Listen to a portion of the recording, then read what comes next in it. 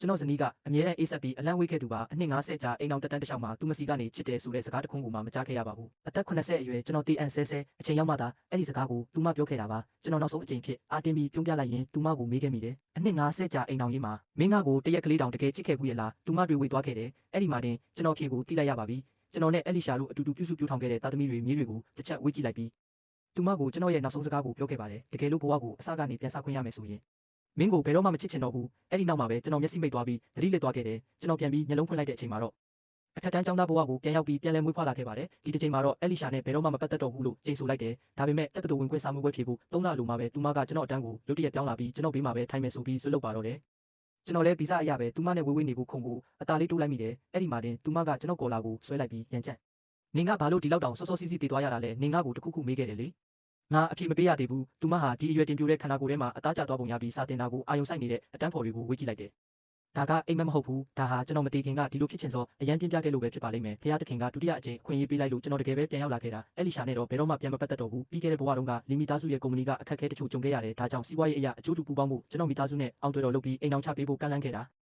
အဲ့လီရှာကကျွန်တော်တို့အထက်တန်းကျောင်းရဲ့ကျေပွင့်ကျောင်းသူပေါ်အမြဲတမ်းအမှတ်အများဆုံးရတဲ့သူနောက်ပိုင်းမှာတော့ကဘာကျော်တဲ့ဘိုင်အိုလင်ပညာရှင်ကြီးဖြစ်လာခဲ့တာကျွန်တော်ကတော့ပြတင်းပေါက်နာကနောက်ဆုံးတန်းမှာထိုင်တဲ့လူပြင်းတစ်ယောက်ပေါ့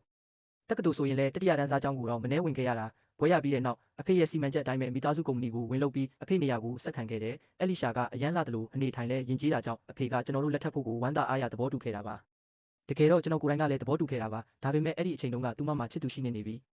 လီကြားတဲ့ကျွန်တော်မိသားစုကသူတို့ကိုအတင်းခွဲပြီးကျွန်တော်နဲ့ပေးစားခဲ့တာမင်္ဂလာဆောင်ပြီးတဲ့နောက်မှာအဲ့လီရှာတခါမှမပြောခဲ့ဘူး။ကျွန်တော်ဘလောက်ပဲကောင်းကောင်းထားဘာတွေပဲလုပ်ပေးပေး။သူမစီကအပြုံးတစ်ခုတောင်မရခဲ့ပါဘူး။ဒါကြောင့်ပဲတေးရန်ဆဲမှကျွန်တော်မေးခဲ့တာပါ။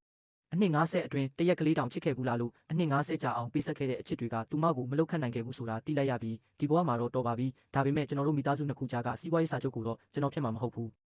ဘာလို့လဲဆိုတော့နောက်ပိုင်းမှာလီမီသားစုရဲ့ကုမ္ပဏီကလူတွေထင်ထားတာထက်ပိုပြီးအောင်မြင်လာမှာမို့လို့ပါရန်မီသားစုကလည်းအဲ့ဒီအရှိန်နဲ့တက်လာမှာဒါကြောင့်စီးပွားရေးအရာလက်တွဲတာကတော့ထိုက်တန်ပါတယ်ကျွန်တော်ကြားထဲကနေပဲဖယ်ပေးလိုက်မယ်ဒီတစ်ခါတော့သူတို့သမီးကိုကျွန်တော်စီရောင်းစားဖို့မလိုတော့ပါဘူး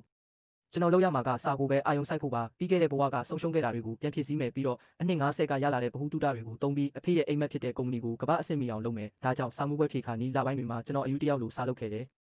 အတန်းဖော်တွေတောင်အံ့ဩကုန်ကြတယ်ကျွန်တော်ကလူတခြားဖြစ်သွားတယ်လို့ပဲလေတယောက်ကဆိုလှမ်းမေးတယ်ရန်ကြက်မင်းကြောင်းစင်းရင်လဲဘတ်စကတ်ဘောမကစားဘူးအပြင်လဲမထွက်ဘူးမင်းကိုယ်လည်းတစ်ခုခုဝင်ပူးနေတာလား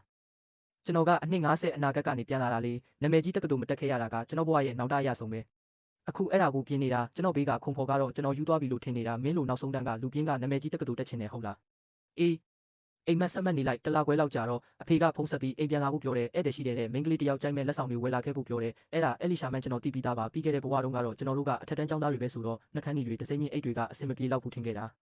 ဒါကြောင့်အယုတ်တွေမုံတွေတောက်စရာတွေအပြည့်ဝယ်သွားခဲ့တာအဲ့ဒီတုန်းကအလီရှာကတစ်ချက်ပဲအေးဆက်ဆက်ကြည့်ပြီးကလေးဆန်လိုက်တာလို့ပြောခဲ့တယ်နေလိုလူမျိုးနဲ့ဆိုရင်ဘဝကဘလောက်တောင်စိတ်ပြတ်ဖို့ကောင်းမလဲဆိုတာငါမတွေးရတော့မတွေးရဘူးလို့ပြောခဲ့တာလေ